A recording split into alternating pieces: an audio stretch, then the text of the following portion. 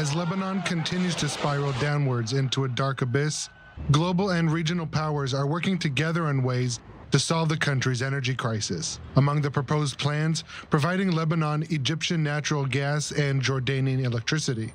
But surprisingly, this will most likely rely on natural gas from Israel. Well, the Israeli gas is involved in two aspects. The first one is the molecules, because Egypt does not have enough gas of its own.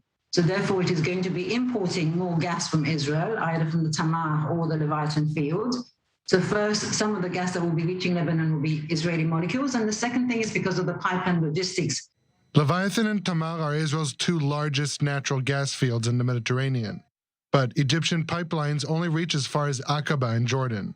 So getting the gas to Lebanon and perhaps also to Syria would require use of the Arab gas pipeline, which sends natural gas, which is essentially Israeli, from Egypt to Jordan. What still needs to be done is to get the financing. The World Bank will probably finance some of the repairs on the pipeline. So financing needs to be obtained. And some of the pipelines have not been used for many years. So some of the pipelines in northern Syria and some of the pipelines in Lebanon need to be rehabilitated and need to be fixed. According to estimates, such a plan would cost only a few $1 million to implement. Given Israel's large gas reserves, it could be worth $100 million a year for all the players involved.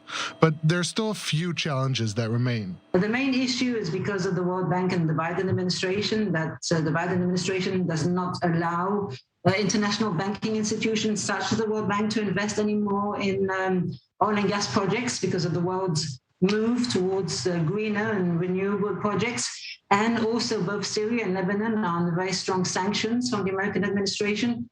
So those two sanctions have to be removed. And there's one more potential challenge that could bring the entire initiative down. That's Lebanon accepting help from Israel. We will work with everyone. This government was formed for the best interest of Lebanon. We will deal with anyone except for Israel, of course, and cooperate for the interest of Lebanon and Lebanese people.